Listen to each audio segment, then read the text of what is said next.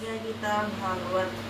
तभी कालिया नाग ने श्री श्याम सुंदर को यमुना के तट पर उतार दिया। उसी समय श्री हरि ने उसे विदा करते हुए कहा कि हे कालिया, अब तुम निर्भय होकर रमणक द्वीप पर निवास करो। तब कालिया नाग अपने परिवार सहित रमण द्वीप को चला गया। हे परीक्षित, इस प्रकार भगवान श्री मुरली मनोहर ने दुख सागर में डूबे हुए ब्रजवासियों से मिलकर सबके हृदय में हर्ष उत्पन्न किया। उसी दिन से कालिया दहन वाला यमुना का जल, जो विष के समान था, अमृत के तुल्य हो गया। यह चरित्र देखकर सब देवता पुष्प बरसाने लगे। इतनी कथा सुनकर राजा परीक्षित ने कहा कि हे सुखदेव जी, रमणक द्वीप जैसे उत्तम स्थान को छोड़कर कालिया नाग यमुना में आकर क्यों रहता था? यह वृत्तांत सुनाने की कृपा करे। श्री सुखदेव जी ने कहा कि हे परीक्षित, वीरता के पुत्र गरुड़ जी की तथा पद्दू के पुत्र सर्पों की दशा से शत्रुता चली आ रही थी। गरुड़ जी ने उन सर्पों को पकड़ ले जाया करते थे। जब सर्पों ने अपने में गरुड़ जी से जीतने का सामर्थ्य नहीं देखा तो उन्होंने ब्रह्मा जी के पास जाकर यह प्रार्थना की कि हे प्रभु, हमें तथा गरुड़ को आपने ही उत्पन्न किया है। गरुड़ वरदान पाने के कारण हमें पकड़ पकड़ कर खा जाते, ऐसा अनर्थ नहीं होना चाहिए। यह सुनकर ब्रह्मा जी ने गरुड़ तथा सर्पों में यह समझौता करा दिया कि गरुड़ प्रत्येक महीने एक सर्प अपने खाने के हेतु ले लिया करे तथा सबको दुख न पहुंचाए। जब गरुड़ ने यह बात स्वीकार कर ली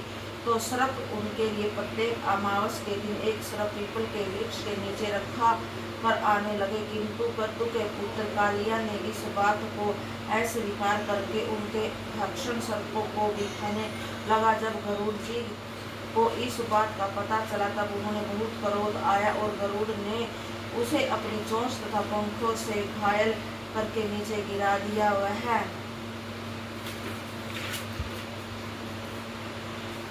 वह कालिया ने अपने 101 फन उठाकर उनसे युद्ध करने लगा। किंतु जब कालिया नाग ने यह देखा कि गरुड़ मुझसे अधिक शक्तिशाली है तो उसने विचार किया कि यहाँ से भागे बिना मेरी मुक्ति न होगी। सोभरी ऋषि के श्राप के कारण गरुड़ यमुना में नहीं जा सकते हैं। ऐसा निश्चय करके कालिया नाग अपनी पत्नियों तथा बच्चों सहित वहीं से भागकर यमुना में आ बसा। कालिया नाग ने उस साप का हाल नारद मुनि से सुनाया था। इतनी कथा सुनकर राजा परीक्षित ने कहा कि हे सुखदेव जी, गरुड़ वृंदावन के समीप यमुना तट पर क्यों नहीं जा सकते थे? आप मुझे यह बताने की कृपा करें। सुखदेव जी बोले कि हे परीक्षित, एक समय सौरभरी ऋषि यमुना तट पर बैठे हुए तपस्या कर रहे थे। उसी समय वहां गरुड़ ने आकर मत्स्य राजा को यमुना नदी में से पकड़कर खा लिया।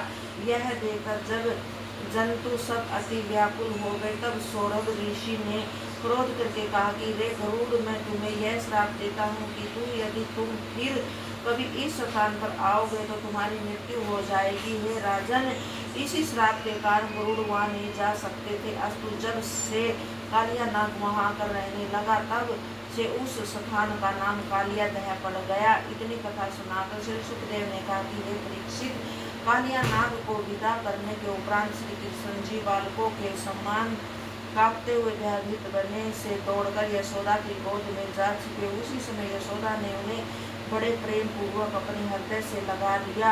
सब गोपियों तथा गोप उनका जय जयकारा कर उठे। श्री श्याम सुंदर ने इस चरित्र को देखकर बलदेव जी हंसने लगे। तत्पश्चात नंद जी ने श्री कृष्णचंद्र जी को अपने कंठ से लगाते हुए कहा कि हे पुत्र, अब तुम बारंबार मेरे नेत्रों के सम्मुख रहा करो। इतना कहकर नंद जी ने उनके हाथों से श्रवण गो आदि का दान कराया। ही परीक्षित, उस दिन वृंदावनवासी श्री श्याम सुंदर के विरह में प्रातःकाल से ही भूखे बैठे थे। अतः उस रात वे व्रज में नहीं गए, वही यमुना तट पर सो गए। गर्मी के दिन थे, वन में वृक्ष पत्ते आदि सूख गए थे। आधी रात के समय उस वन के चारों ओर से आग लग गई। जब दावानल को प्रचंड लपेटों के चारों ओर वन को घेर लिया था। पशु पक्षी वृक्ष आदि जलकर भस्म होने लगे। जय गीता भागवत।